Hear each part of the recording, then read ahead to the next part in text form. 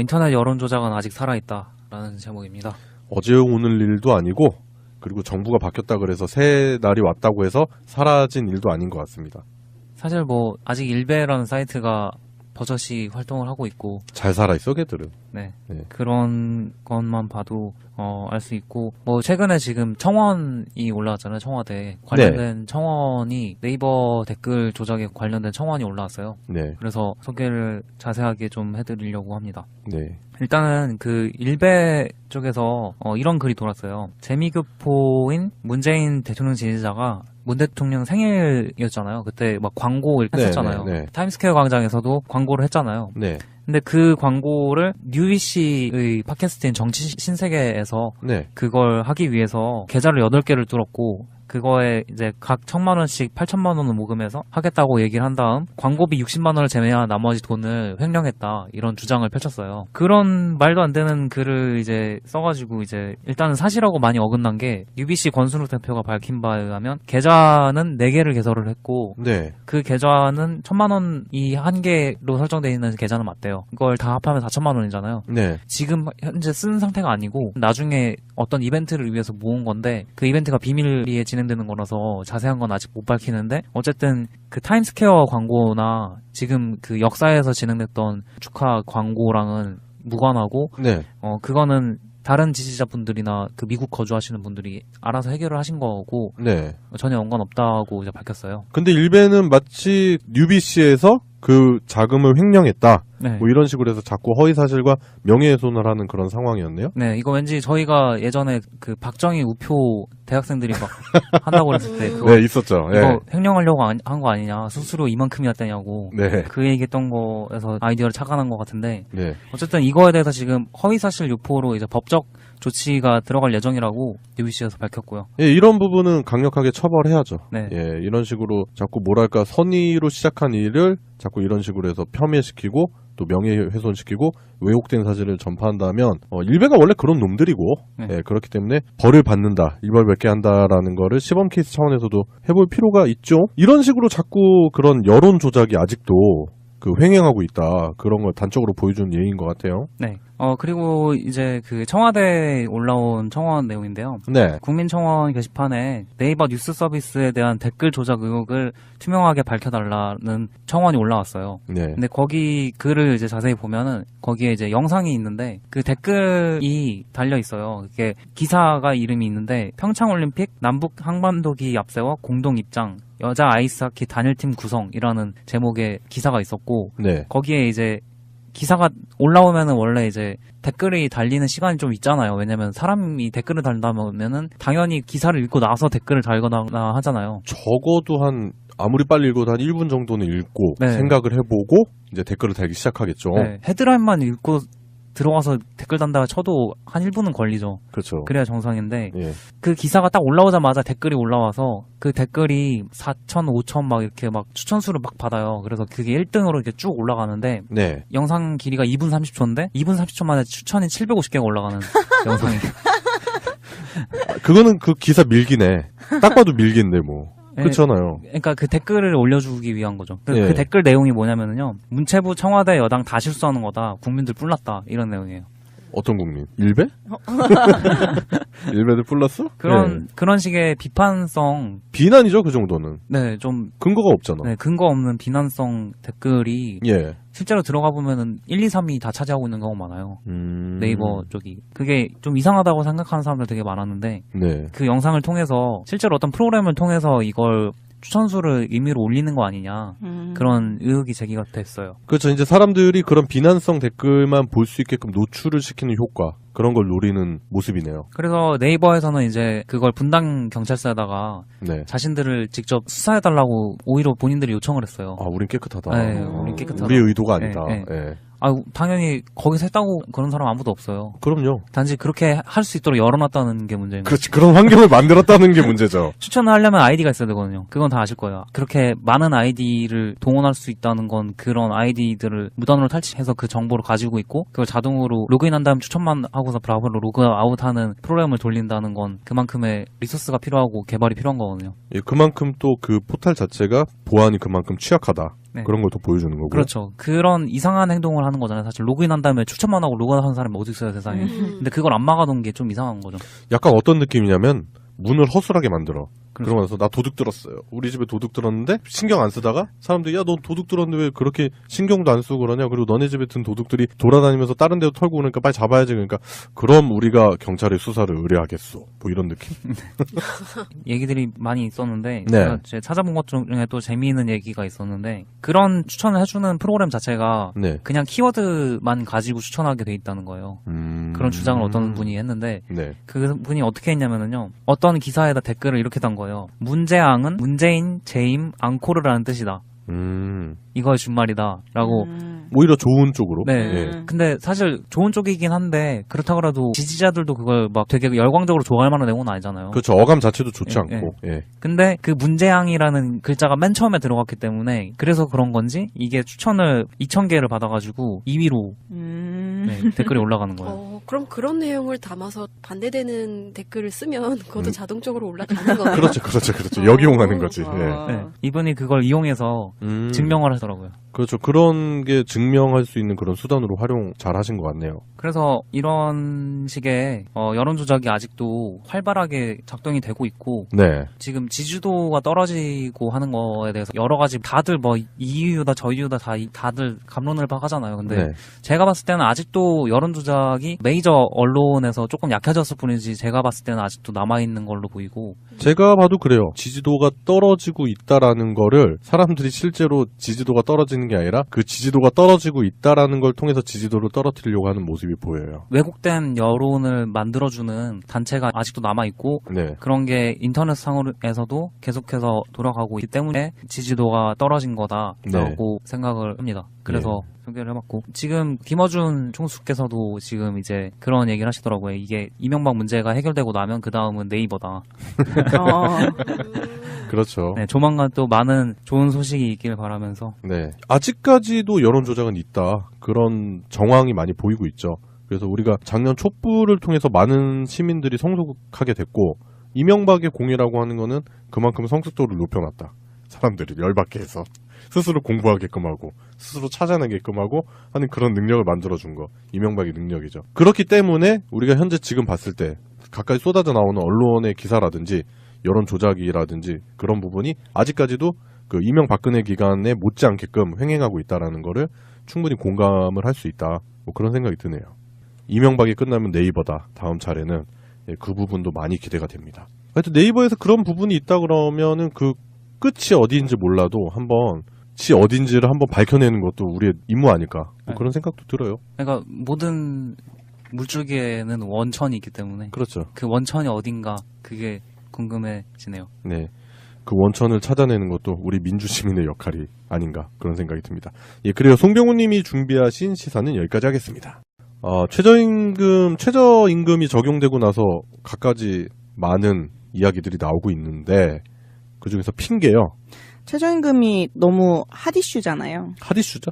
네, 제가 하려던 얘기는 아니지만, 최근에 알바생들 3,000명 이상의 설문조사를 했는데, 10명 중에 2명이 아직도 최저임금을 못 받고 있대요. 근데 뭐 그런 문제도 못 받은 사례들도 많고, 근데 그거 말고도 최저임금으로 인한 피해라면서 언론에 소개가 되고 있는 사례들이 굉장히 많잖아요, 지금. 네. 어떤 회사를 사례로 보자면, 월 15만 원의 식대를 주던 거를 이제 주지 않고 연차를 공휴일로 대체하고 생산량은 그런데 지금보다 30% 늘린다는 그런 방침에 다들 사인을 받게 하는 그런 경우도 있었고 근로계약서에 그러니까 강요하는 거네요. 예, 이미 최저임금으로 근로하고 있는 사람들에게 이 동의서를 다 받으러 다니는데 이 이유가 최저임금 인상 때문이다라고 회사에서 밝혔다고 하고 그리고 대학에서는 최근에 청소 노동자들을 알바생들과 학생들로 대체하는 그런 일들이 일어나서 굉장히 이슈가 됐었거든요. 그래요?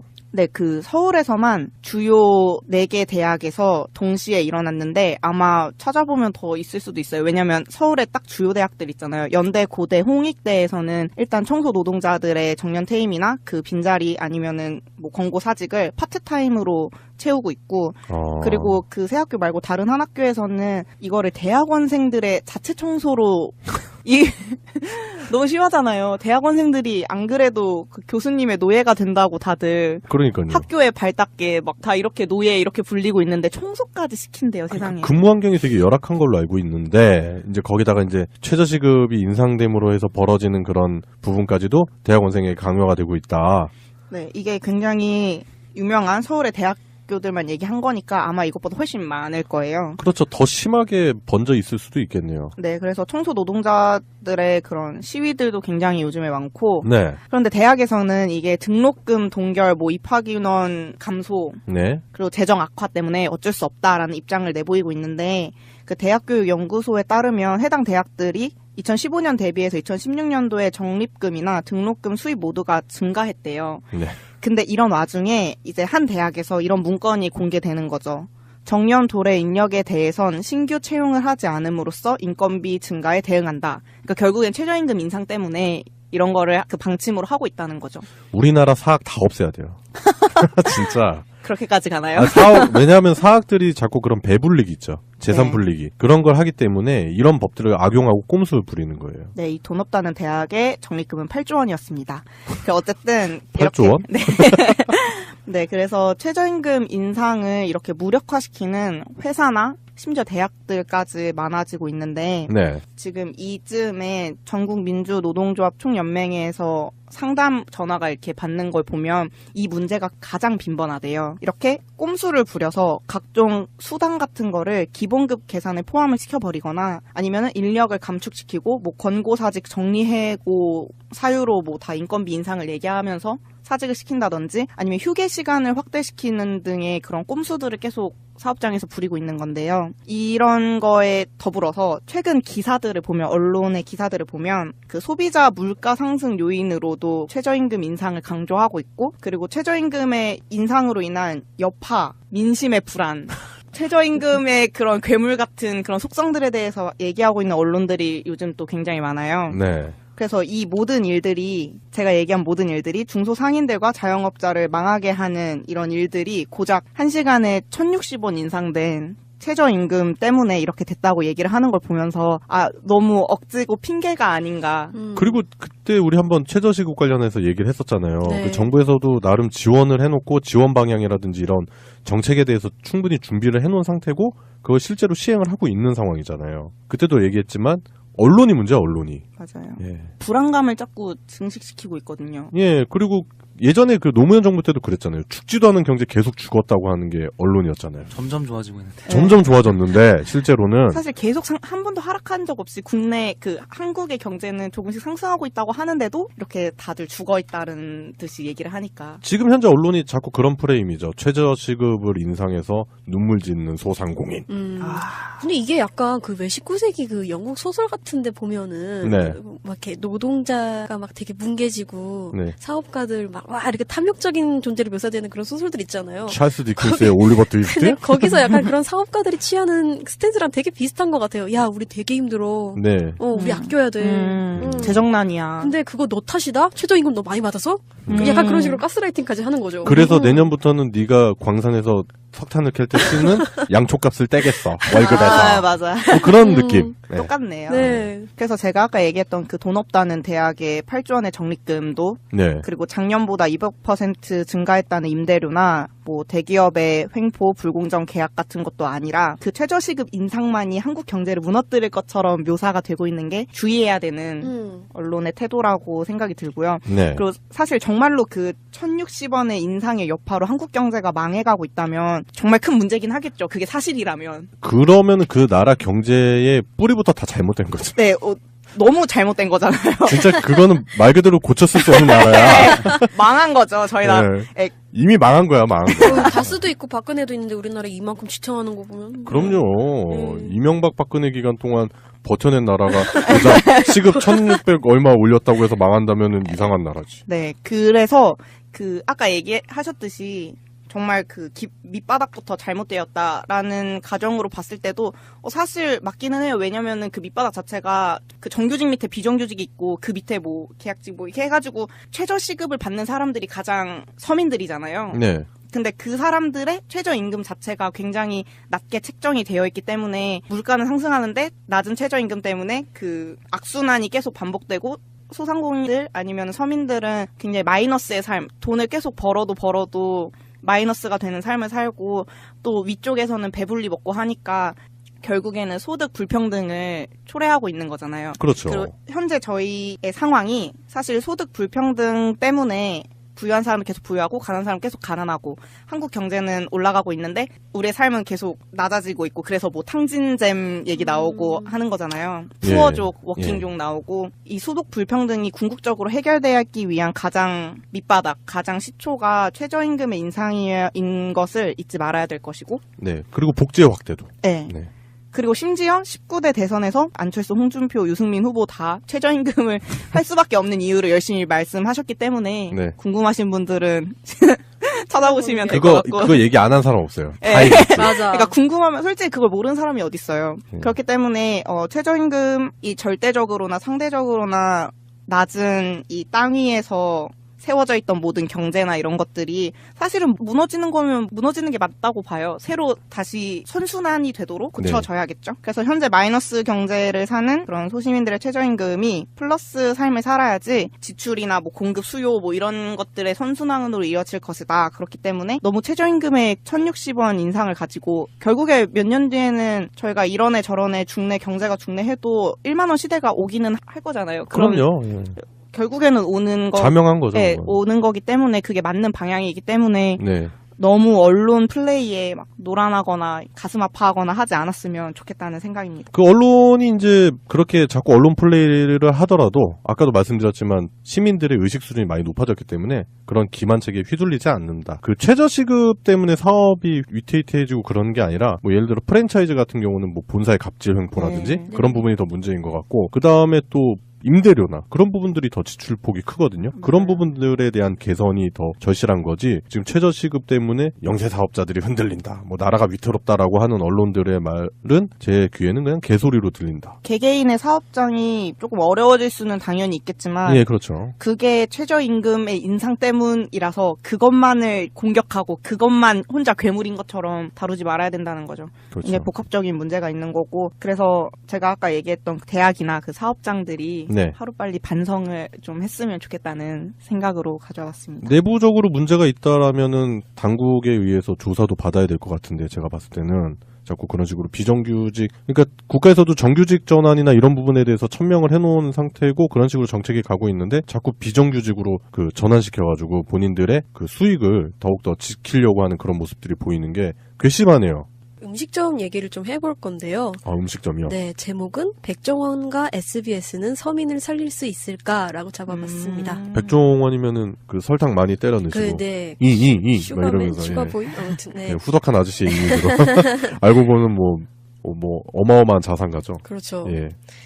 요새는 보면 대중매체랑 SNS를 타고 음식점들이 되게 관심의 대상으로 떠오르더라고요. 가장 최근에는 그 배달의 민족이랑 계약을 맺고 있는 한 식당 사장이 네. 여성 손님의 전화번호랑 주소 등의 신상 정보를 무단 공개해서 문제를 일으켰었죠. 근데 이게 배민 측에서 식당 사장을 신속히 제재하지 못했던 이유가 있었어요. 그 제1원인이 그 사장이 해당 지역인 역삼 논현 그 등지에서 꾸준히 배달의 민족 그 어플 안에 있는 매출 1위를 할 만큼 네, 배민의 매출에 큰 영향을 끼치던 식당이었기 때문이었거든요. VIP구만. VIP. 네, 그렇습니다. 예. 그래서 오늘 이야기에서 언급할 식당들은 도리어 그 반대에 가까운 지점에 있는 그런 식당들이에요. 이게 백종원의 골목식당이라는 예능 프로그램에 나오는 2대 삼거리 꽃길에 있는 영세 식당들을 말하는 거거든요. 네. 근데 이들이 출연하고 있는 방송 백종원의 골목식당 요 제목은 SBS의 예능 프로그램입니다. 그래서 죽은 상권에 자리 잡은 식당들한테 백종원이 직접 솔루션을 제공해서 그 장사가 흥할 수 있게 만드는 일종의 사업 컨설팅을 예능 프로그램으로 옮겨놓은 거예요. 약간 외국의 그런 프로그램들 있잖아요. 뭐 요리사 지망생들 모아놓고 뭐 고든 램지나 이런 사람들이 가르치고 뭐 자수성가하게끔 도와주고 뭐 그런 느낌의 프로가 아닌가 싶네요. 네, 그 헬스키친 같은 거 말씀하시는 거 같죠? 예, 뭐 하여튼 네. 그런 프로그램도 많잖아요. 네. 근데 그 솔루션을 백종원이 제공한다는 것부터 처음에 시작할 때부터 여러 비판을 받았어요. 네. 아까 말씀하셨던 것처럼 뭐 이렇게 수수하고 아저씨 같은 동네 아저씨 같은 이미지 뒤에 있는 그 자산가의 아우라 그 프랜차이즈에 제가 봤을 때는 프랜차이즈의 불도저? 네. 그런 느낌이죠. 네, 그래서 대표적인 비판 중에 하나가 골목 상권을 죽이는 대형 프랜차이즈 대표인 백종원이 무슨 골목 상권을 살리냐, 이거 자체가 어불성설이 아니냐, 뭐 이런 비판도 있었고, 뭐 골목 상권을 망가뜨린 주범이라는 비판을 면하기 위한 수단으로 이런 방송을 하는 게 아니냐라는 비판까지 제기가 됐었어요. 사회적 환원이야? 내가 이만큼 벌고 이만큼 갖다 주고.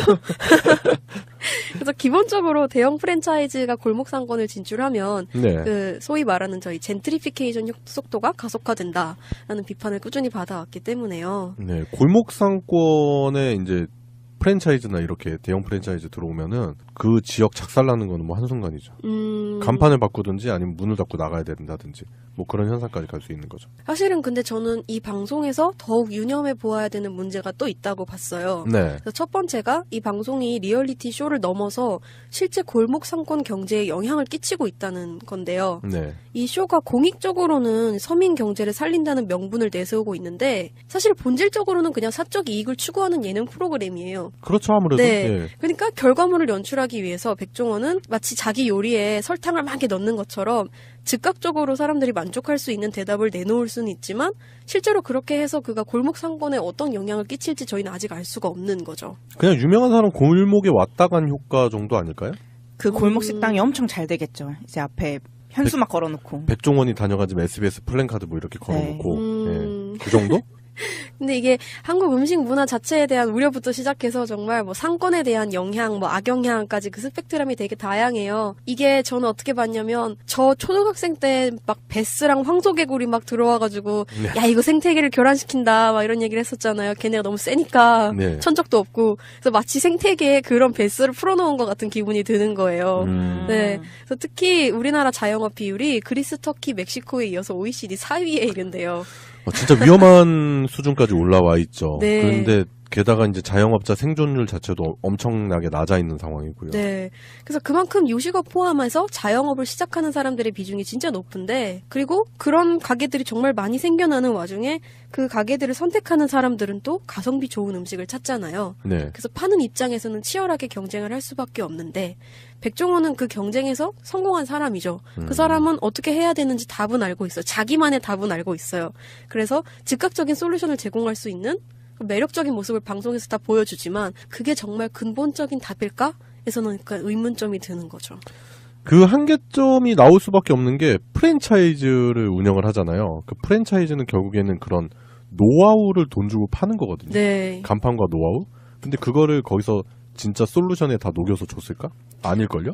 제 생각엔 그냥 이름만 바꿨지 본인 프랜차이즈인 거예요, 벌써. 그렇죠. 네. 네. 그러니까 자기 이미지를 이 식당도 내 거, 저 식당도 내 거, 나는 음식업에서는 정말 성공한 사람이야 라는 이미지를 계속 심어주고 있는 거라고 생각했어요. 네. 가장 충격받았던 것 중에 하나는 이건 좀 다른 맥락일 수도 있지만 작년 대학 축제에 갔는데 그러니까 저희 학 축제에 갔는데 네. 메뉴들이 다 백종원표 메뉴들이 되게 많은 거예요. 그 깻잎 모히또 그런 거 있잖아요. 그런 거 팔고 간단한 간식 음식 이런 것도 다 그런 스타일로 파는 거죠. 만들기 쉽고 자극적인 거. 네. 네. 그런 식으로 이제 획일화되어가는 과정을 보고 있는 것 같은 거예요. 네. 네. 그리고 두 번째 문제도 있어요. 이게 첫 번째 문제랑 어느 정도 상통하는 문제인데 여기 해당 프로그램에는 일반 영세 상인들만 출연하는 게 아니라 그 이름만 대도 얼추 이 사람하고 알만한 정도의 연예인들이 등장을 해요. 근데 이 사람들은 보조 진행을 보거나 단순 출연자로 참가하는 게 아니라 이 백종원에게 코칭을 받아서 식당 사장님으로 거듭나는 모습을 보여주고 있어요. 창업까지. 네, 그렇습니다. 그럴 때 이제 또 그 연예인의 그 어려웠던 과거가 살짝 나오면서 네, 그러면서 뭐 고개를 떨구고 눈물을 훔치면서 그러다가 이제 재기하는 그런 드라마틱한 모습을 방송국 측에서는 원했겠죠. 네, 정확히 맞추셨는데 이 골목 식당 이전에 방영되었던 버전이 푸드트럭이에요. 백종원의 푸드트럭. 말 많았죠? 네, 이때 가수 차오루랑 이제 배우 이훈이 나왔는데 네. 이 사람들은 자기들의 경제적인 절실함을 어필하면서 저는 푸드트럭으로 꼭 자리를 잡아서 성공하고 싶다. 이걸로 뭐 되게 멀게 노후 대비까지 뭐 이런 다짐까지 밝혔거든요. 네. 이 사람들이 겪었던 부침이나 이런 절실한 다짐 같은 건 또 되게 드라마틱한 연출로 포장이 되고 또 뭐 연예 기사로는 이들의 뭉클한 진심, 절실한 뭐 이런 그런 걸로 포장이 막 되더라고요. 그렇죠. 이훈 씨 같은 경우는 제가 한번 우연히 그 이훈 씨 그 푸드트럭 관련한 얘기를 어떤 분이 비판한 거를 봤는데 달고 보니까 전혀 그 드라마틱하지도 않고 공감이 안 되더라고요. 그냥 오로지 뭔가 이슈의 중심에 서고 싶은 연예인의 그런 기본적인 성향과 그리고 전혀 서민들과 공감되지 않는 생활 수준 그런 부분들이 공개가 되면서 오히려 빈축을 많이 샀다. 그런 얘기를 들은 적이 있어요. 그런 얘기를 샀지만 아무튼 방송에서는 마침내 이들이 사장으로 거듭나서 성공적으로 장사하는 모습을 정말 드라마틱한 연출로 잘 보여줬어요. 예, 그럼 거의 페이크 다큐 아닌가 그 정도는? 근데 아니나 다를까 다른 기사에 의하니까 이분들은 방송이 끝난 뒤에는 조용히 장사를 접었다고 합니다. 네, 역시 방송용 보여주기식이었군요. 아니 어쩐지 네. 이훈 씨 그 뒤로 내가 알기로는 그거 무슨 이상한 운동기구 파는데 몇 번 출연하신 걸로 알고 있는데 뭐 하여튼 그게 그것 때문에 그랬는지 모르겠지만 결국에는 이거는 그냥 방송국의 그냥 시청률 올리기 전략 정도. 네. 그리고 연예인의 이름 알리기 정도. 근데 거기에 뭔가 상인들을 들러리 시키는 건가? 라는, 그러니까 심하면 그런 생각까지 들 수 있게 만들기도 하고요. 네, 그런 생각 들 수 있죠. 네. 그리고 더 웃긴 건 그 차오루 그분은 또 역시 방송인으로 활동하고 있는 돈 스파이크와 함께 골목식당에 또 한 번 출연할 예정이라고 합니다. 아, 그래요? 네, 또 하겠다고. 근데 지금 이 골목식당이라는 프로그램에는 예전에, 저는 이거 잘 모르는데 Y2K의 멤버래요. 고재근 씨. 아, Y2K 모르세요? 네, 잘 몰라요. 몰라요. 그게 말 그대로 Y2K 2000년대 프로젝트 그룹이 나왔어요. 우리나라 락 그룹인데 일본인 2명, 그 형제인데 고재근 씨 3명에서 Y2K라는 그 한일 합작 프로젝트 락 그룹을 만들어가지고 활동을 했어요. 당시 히트 많이 했는데? 그 당시가 언제적 당시? 모르겠어요. Y2K 새천년, 2000년. 그 아마 양세병님 그때 꼬꼬마시죠? 네, 7살 때. 예, 그 한창 이제 학교에 들어가네 만에 그런 얘기 하고 있을 때 나왔었던 그룹입니다. 5살 때군요. 네, 하여튼 Y2K. 새롭다 Y2K. 네, 그래서 여기 Y2K의 멤버 출신인 가수 고재군과 이제 개그맨 남창희 씨가 함께 네. 그 2대 삼거리 꽃길 안에 식당들이 자리 잡은 길에서 또 새 식당을 여는 모습을 보여주고 있어요. 네. 모든 맥락을 좀 따져보면 특히 그 방송 장면을 봤을 때 요리에는 전혀 연이 없어 보였거든요, 그분이. 네, 고재근 씨가 전혀 연이 없어 보였는데 여기서도 또 똑같이 그냥 절실함을 얘기했어요. 정말 근데 이게 식당으로 성공하고 싶다는 경제적 절실함이라기보다는 그냥 방송국의 카메라와 대중의 관심을 한 번 더 받고 싶다라는 그 정도의 절실함으로 다가오더라고요. 요즘 이제 비슷한 시즌에 그 라디오스타에도 출연을 했거든요, 그분이 제가 알기로. 그렇기 때문에 이렇게 뭔가 이름 말리기 차원에서 방송에 여러 개 이렇게 출연하는 게 아닌가. 그 방금 이 작가님 지적하신 대로 그 뭔가 창업에 대한 절실함이나 그런 건 아닌 것 같다. 네. 그런 오해가 충분히 생길 수 있네요. 그쵸. 사실은 이제 그 2대 삼거리 꽃길이라 그러면 학생들이 공강 시간에 밥 먹으러 가는 곳이니까요. 학교 앞 식당들. 네, 식당가. 학교 앞 식당들이니까 그 식당이 원래 어떤 식당인지 잘 알고 있잖아요, 학생들은. 네. 그래서 커뮤니티 안에서도 얘기가 되게 많긴 했었어요. 그래서 결국에 방송이 끝난 뒤에 그 골목 상권을 유지하는 거는 방송국이나 백종원이나 고재근이나 남창희가 아니라 정말 거기 원래 일하고 계신 영세 소상공인들의 몫이거든요. 그렇죠. 네. 근데 이 방송이 정말 좋은 계기와 기회로 작용할 수도 있겠지만 그런 컨설팅이라는 것 자체가 방송에서 이루어지고 있다는 것 자체가 좀 유념해 보여야 될 부분이라고 생각을 했어요. 네. 네. 자칫 그냥 좋은 부분만 보여주기식이 될 수밖에 없죠. 방송에서는. 네, 그래서 아직은 좀 조심해야 될 점도 많을 것 같고 예상치 못하게 전개될 상황도 생각해 봐야 될 것 같다. 네. 이게 되게 새롭게 생긴 포맷의 프로그램이라는 생각이 들어서 한번 네. 갖고 와봤습니다. 예, 그래요. 안 그래도 뭐 이제 뭐 백종원 씨 관련된 요리 프로그램, 요리에 관련된 프로그램들이 뭐 케이블이라든지 그런 종편까지 포함하면 어마어마하게 많잖아요. 좀 많이 좀 줄은 것 같긴 했는데 그래도 뭐 이제 재방송까지 포함하면은 네. 거의 채널을 돌리다 보면 하루에 한 번은 보는 얼굴이 백종원 씨 같고, 근데 그분이 이제 공중파 SBS와 진행하는 그런 뭐랄까 갱생 아니면 자영업을 도와준다, 뭐 컨셉을 잡아준다 그런 식으로 하는 게 과연 선의를 가지고 하는 것이 맞나 그런 의구심이 충분히 들 수 있는 것 같아요. 그래도 선의라 하더라도 그게 맞는 행동인지도 네. 저는 일단 뭐 백종원 씨 음식 자체를 그렇게 좋아하지도 않고 그리고 뭐 프랜차이즈 식당을 가급적 안 가는 편이다 보니까 그런 프로그램 자체에 대해서 그렇게 흥미가 있지는 않는데 방금 이 작가님이 지적하신 그런 비판적인 시선도 분명히 있어야 되겠다 그런 생각이 드네요. 예, 그래요. 이 작가님이 준비하신 시사입니다. 예, 백종원과 SBS는 과연 서민을 살릴 수 있을까? 예, 이런 질문이 나올 수 있는 그런 주제였던 것 같아요. 예, 그래요. 이 작가님이 준비하신 시사는 여기까지 하겠습니다. 왜곡된 사실을 전파한다면 일베가 원래 그런 놈들이고 예, 그렇기 때문에 벌을 받는다, 일벌백계 한다라는 거를 시범 케이스 차원에서도 해볼 필요가 있죠. 이런 식으로 자꾸 그런 여론 조작이 아직도 그 횡행하고 있다, 그런 걸 단적으로 보여주는 예인 것 같아요. 네.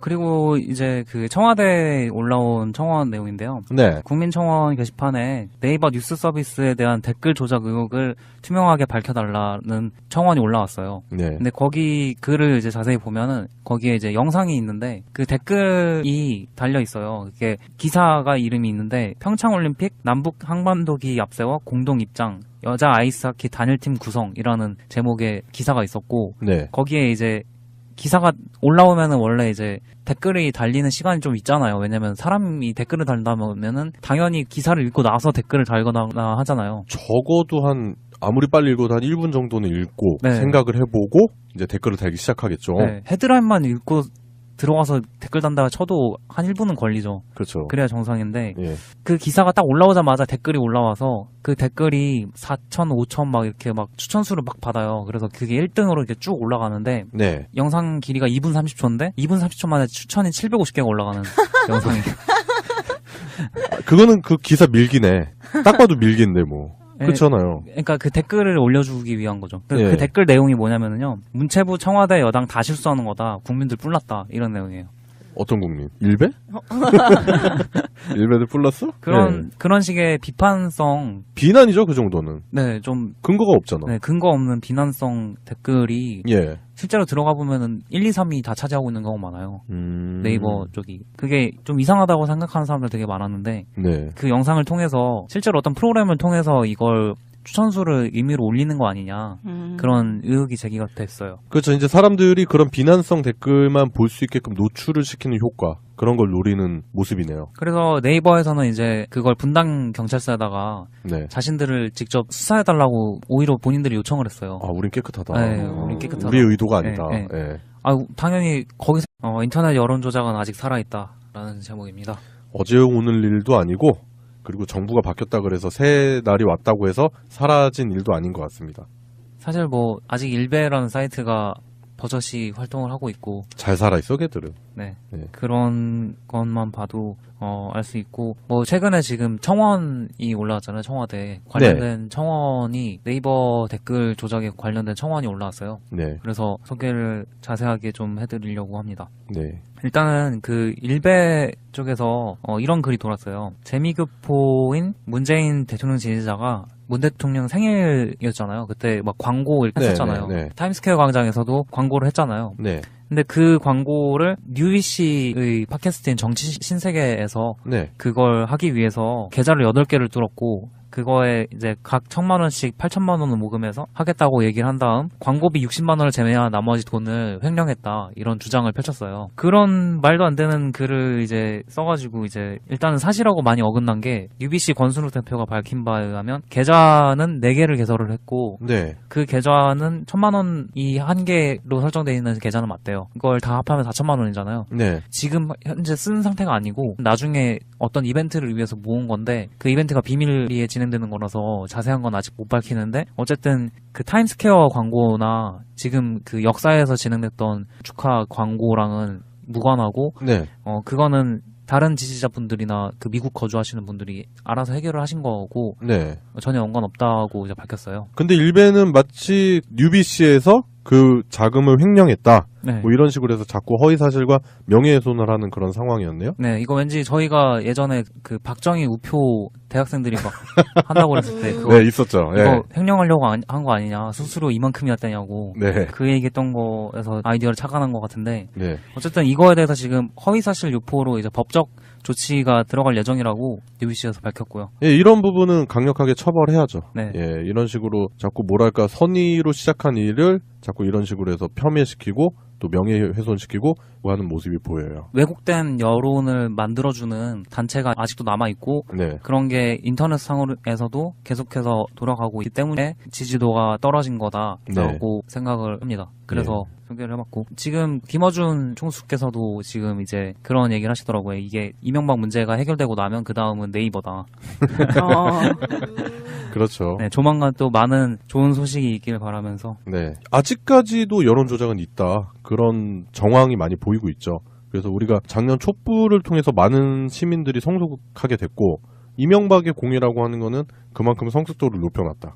사람들이 열받게 해서 스스로 공부하게끔 하고 스스로 찾아내게끔 하고 하는 그런 능력을 만들어준 거. 이명박의 능력이죠. 그렇기 때문에 우리가 현재 지금 봤을 때 가까이 쏟아져 나오는 언론의 기사라든지 여론 조작이라든지 그런 부분이 아직까지도 그 이명박근혜 기간에 못지않게끔 횡행하고 있다라는 거를 충분히 공감을 할 수 있다. 뭐 그런 생각이 드네요. 이명박이 끝나면 네이버다. 다음 차례는 그 부분도 많이 기대가 됩니다. 하여튼 네이버에서 그런 부분이 있다 그러면은 그 끝이 어디인지 몰라도 한번 어딘지를 한번 밝혀내는 것도 우리의 임무 아닐까. 뭐 그런 생각도 들어요. 그러니까 모든 물줄기에는 원천이 있기 때문에. 그렇죠. 그 원천이 어딘가 그게 궁금해지네요. 네. 그 원천을 찾아내는 것도 우리 민주시민의 역할이 아닌가 그런 생각이 듭니다. 예, 그래요. 송병훈 님이 준비하신 시사는 여기까지 하겠습니다.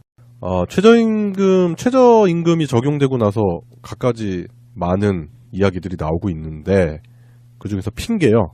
최저임금이 너무 핫이슈잖아요. 핫이슈죠? 네, 제가 하려던 얘기는 아니지만, 최근에 알바생들 3,000명 이상의 설문조사를 했는데, 10명 중에 2명이 아직도 최저임금을 못 받고 있대요. 근데 뭐 그런 문제도 못 받은 사례들도 많고, 근데 그거 말고도 최저임금으로 인한 피해라면서 언론에 소개가 되고 있는 사례들이 굉장히 많잖아요, 지금. 네. 어떤 회사를 사례로 보자면, 월 15만 원의 식대를 주던 거를 이제 주지 않고 연차를 공휴일로 대체하고 생산량은 그런데 지금보다 30% 늘린다는 그런 방침에 다들 사인을 받게 하는 그런 경우도 있었고, 근로계약서에 그러니까 강요하는 거네요. 예, 예. 이미 최저임금으로 근로하고 있는 사람들에게 이 동의서를 다 받으러 다니는데 이 이유가 최저임금 인상 때문이다라고 회사에서 밝혔다고 하고, 그리고 대학에서는 최근에 청소 노동자들을 알바생들과 학생들로 대체하는 그런 일들이 일어나서 굉장히 이슈가 됐었거든요. 그래요? 네, 서울에서만 주요 4개 대학에서 동시에 일어났는데 아마 찾아보면 더 있을 수도 있어요. 왜냐면 서울에 딱 주요 대학들 있잖아요. 연대, 고대, 홍익대에서는 일단 청소 노동자들의 정년 퇴임이나 그 빈자리 아니면은 뭐 권고 사직을 파트타임으로 채우고 있고, 그리고 그 세 학교 말고 다른 한 학교에서는 이거를 대학원생들의 자체 청소로 너무 심하잖아요. 대학원생들이 안 그래도 그 교수님의 노예가 된다고 다들 그러니까요. 학교에 발 닦게 막 다 이렇게 노예 이렇게 불리고 있는데 청소까지 시킨대요, 세상에. 근무 환경이 되게 열악한 걸로 알고 있는데 이제 거기다가 이제 최저시급이 인상됨으로 해서 벌어지는 그런 부분까지도 대학원생에게 강요가 되고 있다.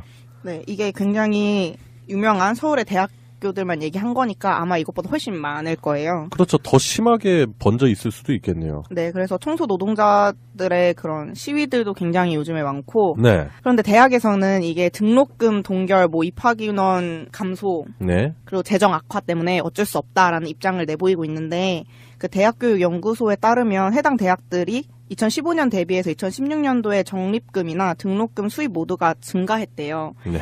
근데 이런 와중에 이제 한 대학에서 이런 문건이 공개되는 거죠.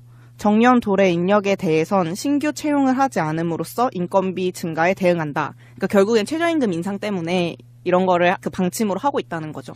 우리나라 사학 다 없애야 돼요. 진짜. 그렇게까지 가나요? 왜냐하면 사학들이 자꾸 그런 배불리기 있죠. 재산 네. 불리기. 그런 걸 하기 때문에 이런 법들을 악용하고 꼼수를 부리는 거예요. 네, 이 돈 없다는 대학의 적립금은 8조 원이었습니다.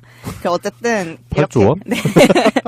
네, 그래서 최저임금 인상을 이렇게 무력화시키는 회사나 심지어 대학 했다고 그런 사람 아무도 없어요. 그럼요. 단지 그렇게 할 수 있도록 열어놨다는 게 문제인 거예요. 그렇지. 그런 환경을 만들었다는 게 문제죠. 추천을 하려면 아이디가 있어야 되거든요. 그건 다 아실 거예요. 그렇게 많은 아이디를 동원할 수 있다는 건 그런 아이디들을 무단으로 탈취해서 그 정보를 가지고 있고 그걸 자동으로 로그인한 다음 추천만 하고서 브라우저로 로그아웃하는 프로그램을 돌린다는 건 그만큼의 리소스가 필요하고 개발이 필요한 거거든요. 예, 그만큼 또 그 포탈 자체가 보안이 그만큼 취약하다. 네. 그런 걸 또 보여주는 거고요. 그렇죠. 그런 이상한 행동을 하는 거잖아요. 사실 로그인한 다음에 추천만 하고 로그아웃하는 사람이 어디 있어요, 세상에. 근데 그걸 안 막아놓은 게 좀 이상한 거죠. 약간 어떤 느낌이냐면 문을 허술하게 만들어. 그러고 나서 나 도둑 들었어요. 우리 집에 도둑 들었는데 신경 안 쓰다가 사람들이 야, 너 도둑 들었는데 왜 그렇게 신경도 안 쓰고 그러냐. 그리고 너네 집에 든 도둑들이 돌아다니면서 다른 데도 털고 그러니까 빨리 잡아야지. 그러니까 그럼 우리가 경찰에 수사를 의뢰하겠소. 뭐 이런 느낌? 얘기들이 많이 있었는데 네. 제가 찾아본 것 중에 또 재미있는 얘기가 있었는데 그런 추천을 해주는 프로그램 자체가 네. 그냥 키워드만 가지고 추천하게 돼 있다는 거예요. 그런 주장을 어떤 분이 했는데 네. 그 분이 어떻게 했냐면은요. 어떤 기사에다 댓글을 이렇게 단 거예요. 문재앙은 문재인, 재임, 앙코르라는 뜻이다. 이거의 준말이다라고. 오히려 좋은 쪽으로. 네. 예. 근데 사실 좋은 쪽이긴 한데 그렇다고 해도 지지자들도 그걸 막 되게 열광적으로 좋아할 만한 내용은 아니잖아요. 그렇죠. 어감 자체도 좋지 예, 않고. 예. 근데 그 문재앙이라는 글자가 맨 처음에 들어갔기 때문에 그래서 그런 건지 이게 추천을 2,000개를 받아가지고 2위로 댓글이 올라가는 거예요. 그럼 그런 내용을 담아서 반대되는 댓글을 쓰면 그것도 자동적으로 올라가는 거예요. 그렇죠. 역이용하는 거지. 예. 네. 이분이 그걸 이용해서 증명을 하더라고요. 그렇죠. 그런 게 증명할 수 있는 그런 수단으로 활용 잘 하신 것 같네요. 그래서 이런 식의 여론 조작이 아직도 활발하게 작동이 되고 있고 네. 지금 지지도가 떨어지고 하는 거에 대해서 여러 가지 다들 뭐 이 이유다 저 이유다 다들 갑론을 하잖아요. 근데 네. 제가 봤을 때는 아직도 여론 조작이 메이저 언론에서 조금 약해졌을 뿐이지 제가 봤을 때는 아직도 남아있는 걸로 보이고 제가 봐도 그래요. 지지도가 떨어지고 있다라는 거를 사람들이 실제로 지지도가 떨어지는 게 아니라 그 지지도가 떨어지고 있다라는 걸 통해서 지지도를 떨어뜨리려고